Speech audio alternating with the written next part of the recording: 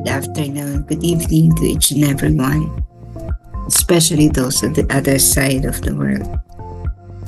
There is no time and space between us. There is only this present moment, and we are one.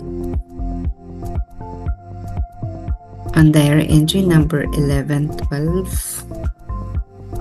in the afternoon, I talked with my beloved Mother Directress of Novices, Mother Mary Joseph. We walked once around the garden, and I was able to have a talk with her, although it was a rather general one. She is ever the same beloved Mother Directress of Novices, although she is in fact no longer the directress, but a superior, and it is already 10 years since I pronounced my vows. She told me that it is impossible for a religious to live without the cross. However, she revealed to me a certain suffering, which I had experienced in Warsaw. Although I had never told her about it. All the graces which I had received during the novitiate came back vividly before the eyes of my soul. Oh, how grateful I am to her. When my soul was plunged in darkness, and it seemed to me that I was damned, she wrenched me from that abyss by the power of obedience. Sa hapon nakausap ko ang aking pinakamamahal na inang tagapamanihala ng nobisyada, si Mother Mary Joseph. Naglakad-lakad kami minsan sa paligid ng hardin at nakausap ko siya kahit na ito ay medyo pang kalahatan. Walang ipinagbago ang Mother Directress ng mga nobisyada. Bagamat sa katunayan, hindi na siya ang directress, kundi superiora. At 10 taon na rin mula noong binigkas ko ang aking mga panata. Sinabi niya sa akin na imposible para sa isang relihiyoso na mabuhay ng walang krus. Gayunpaman, ipinahayag niya sa akin ang isang tiyak na pagdurusa na naranasan ko sa Warsaw, kahit na hindi ko sinabi sa kanya ang tungkol dito. Ang lahat ng mga biyayang natanggap ko sa panahon ng nobisyada ay muling bumalik sa paningin ng aking kaluluwa. O anong laki ng aking pagpapasalamat sa kanya nang ang aking kaluluwa ay nalulubog sa kadiliman at tila sa akin ako ay isinumpa. Hinatak niya ako mula sa kailaliman na iyon sa pamamagitan ng kapangyarihan ng pagsunod. There are two characters in this entry, si Sister Faustina and of course Mother Mary Joseph. She was the former Mother Directress of Novices when Faustina entered the convent. And kung matatandaan nyo or if you were not in 3 a.m. during that time, nabasa natin to, no? Yung Faustina was in spiritual darkness, the dark night of the soul. At yung stage na yun sa buhay ni Faustina ay isang bahagi ng buhay ng isang kaluluwa na tinakil or diniskas ng malalim ni Saint John of the Cross, The Dark Night of the Soul, yung sa kanyang isang sinulat. And he himself made the commentary, The Dark Night of the Soul, Level 1. Pero kahit level 1 ito, sa mga piling kaluluwa lang nagaganap, hindi sa lahat ng kaluluwa. When we are talking about chosen souls, so these are the souls who really have great mission. Sa 33 Days to Merciful Love, ang dinedevelop doon or in-emphasize ay ang maliliit na kaluluwa Sa mga maliliit na kaluluwa, hindi gasinong darama ang Dark Night of the Soul. Ito ay nararanasan lamang ng mga yun. Sinabi ko nga kanina, mga chosen souls with great mission kasi kailangan itong patatagin sapagkat may malaking mission. And we saw from the life of Faustina that her mission was really great, hindi pangkaraniwan, extraordinary ba? Kasi siya yung nag-introduce ng Divine Mercy Devotion. Siya nag-introduce ng feast day. Of course, it was all through the messages or channeling of the Lord Jesus now. But it was still Faustina who introduced this through her diary and of course Father Michael Sapochko. Mahirap yung dinaanan na yon. So before Faustina was able to paint the image, was able to discuss the Feast of Mercy and all those elements and all other missions.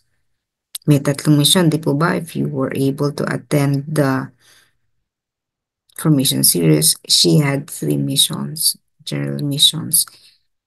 So kung paano niya isasakatuparan or i-execute yung mga mission na yon, kailangan handa ang kaluluwa. Kaya before sumabak yung kaluluwa niya sa mga napakabigat na mga mission, dumaan talaga siya doon sa intense purification. And that was yung tinatawag ni Saint John of the Cross na Dark Night of the Soul. Talagang lumong-lumo na siya, no? Lupay-pay na si Faustina noong mga time na yon. And it was Mother Mary Joseph who told her through a command, no? Talagang sinabi niya doon sa doon sa kaluluwa ni Faustina, tumayo ka. Kasi bagsak na eh. Tumayo ka. And with that power, Faustina was able to stand, no? As in, literally, kasi lugmok siya, no? Nakatayo siya. So, mahaba pa yung pinagdaanan ni Faustina ng mga time na yon in terms of overcoming this dark night of the soul or this spiritual darkness. But it was Mother Directress who lifted her up.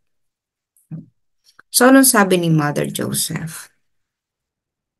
I-highlight natin na. It is impossible for a religious to live without the cross. Imposible ng isang religious ay mabuhay ng walang pinapasang krus.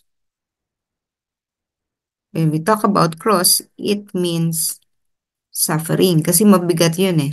Kailangan mong bitbitin yun. Isang bagahe to na kumbaga. That you have to bear hanggang marating mo yung Kalbaryo. Yung bundok ng Kalbaryo. And in that Calvary, mamamatay ka. Ipapako ka sa krus muna, no? Mamamatay ka. Ililibing at muli kang mabubuhay. The same path that Jesus went through. Kaya nga siya nandito para pakita yung daan. That is the path. Yun yung daan na dadaanan ng isang religious. Kasi pinili mong sumunod kay Kristo with all your life. Andun na yung buhay mo, hindi ka mag-aasawa. Your mission is focused on Christ. And it would be impossible for a religious, to the priest, to the nuns, to live without the cross. Doon sa mga hindi naman seryoso sa path and who are there in the religious life, who are there for economic reasons, meron ganon. I'm not downplaying some of them na, but there really are those who are there for economic reasons. And natatransform naman. May mga natatransform na kung una, pumasok sila for economic reasons para makapag-aral. No? Pero, along the process naman, natatransform. It is still the same cross that I have to live. Kailangan nilang bakahin, kailangan nilang lagpasan. So, ganun ang nangyari kay Faustina. Her cross continued until her death. Kasi nga, she had to have that power. Kailangan niya yung kapangyarihang yon para i-execute ang kanyang mission. Paano siya makapagliligtas ng maraming kaluluwa, which is one of her missions is to entreat for the mercy of God, no? Humingi ng awa ng Panginoon, magligtas ng maraming kaluluwa. Paano niya siya magliligtas ng marami, no? Not one, but two, not one, not two, not three, but thousands of souls. Paano niya maiisa-isang iligtas yun kung wala siyang kapangyarihan? And that power can only come through her sufferings. Nagigin mo yung credit through surpassing or overcoming sufferings. So, equivalent lamang yung na-generate mong liwanag in your soul, light in your soul. Yun ay may correspondence, no? Yung degree of light that your soul carries, correspondent yon dun sa number of souls na kaya mong iligtas. So if you're a little soul, isang maliit na kaluluwa, ang kaya mo na iligtas ay maybe within your fingers lang, no? Pero kabanalan pa rin yun. Hindi naman yun sinabing walang kwenta, no? Kabanalan pa rin yun. Katulad nga ng dinidiscuss natin sa 33 days to merciful love. But again, Faustina's mission was different and she needs more power kaysa sa kapangyarihan na kailangan natin. Diba tayo kasi, we're praying every 3 a.m. So, ganito lang ang kaya natin. Faustina, hindi. Dinaanan niya yung pang-alipusta, pang-ihiya, papagbintangan siyang baliw. Higit sa lahat, dinaanan niya yung physical pain, literal. Yung sasabi niya, nabigay mo na lang sa akin ang suffering ni ganito. And then, she was sick. May sakit siyang TB na dapat patay na siya agad. Kasi maigsi lang ang buhay ng mga TB. Hindi naman nagtatagal ng araw kasi wala namang gamot, lunas. Pa siya tumagal pa. And so, dahil matagal ang paggaling niya, matagal din ang suffering. Kaya minsan yung may mga cancer, di ba, sana kunin na lang. Yun yung panalangin. Kunin mo na ako, Lord, hirap na ako. Ganon. It would be better for them to, to die kaysa sa daanan yung napakatinding hirap. But for those who are strong enough to bear the pain, natatagalan and was able to live through it. So again, it is impossible for a religious to live without a cross. Also, sa atin, ganun din. Little souls, but it was also impossible for us, for all souls living on this whole world. It is impossible to live without the cross. Even the richest man in the world. Akala natin very comfortable, hayahay, no? Walang kahirap-hirap, no? They are also going through different crosses. Iba-iba nga lang talaga po ang degree natin. May mahirap, may mas mahirap, at may napakahirap. All are designed according to the level of our soul. Kasi nga, bakit ka bibigyan ng napakaraming suffering kung hindi naman kaya ng kaluluwang ito? The point is, all of us will go through, not just the religious, kaya lang iba-iba yung level. But for the religious, mas matindi yun kasi nga, inialay na nila yung buhay nila eh. Araw-araw they have to do this, to do that, all for the glory of God. And so, napaka-importante na marunong sumunod. For a religious, importante na marunong silang sumunod. Kahit na parang yung iniutos sa kanila kakaiba, walang kakwenta-kwenta, pag tinignan mo illogical, but they have to follow. Kasi doon iti-test yung kanilang obedience. If they do not know how to obey their superiors, how will they be able to obey Jesus?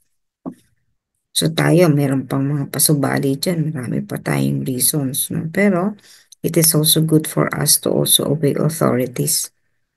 Because these are the way for us. For those who are fighting for rights, syempre hindi ganun ang role nila. Hindi naman ibig sabihin hindi sila obedient, no? Kumbaga pinaglalaban nila yung karapatan ng mas nakararami. So it is not out of obedience, katulad ng disobedience na pinangunahan ni Cardinal Sin noon. Hindi naman ibig sabihin nun ikaw ng obedience.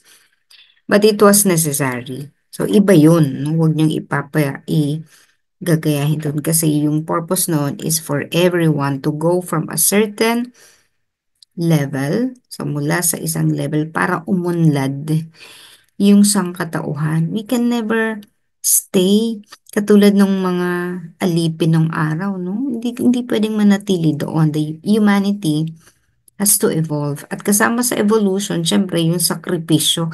Kailangan mong maging disobedient to authorities during those times. Kasi nga, sinisikil. So that is a different form of situation. But when it comes to us who are in the path,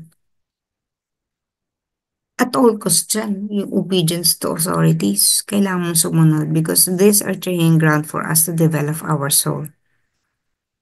Okay, so whatever it is that we are going through, bahagi yan ng ating mga krus. Kailangan nating magpalakas, palakasin ang ating kalooban. Kailangan nating gawin ang lahat ng ating makakaya upang tumayo. Kailangan nating buhatin, carry, no? Ang ating mga krus patungo sa Kalbaryo.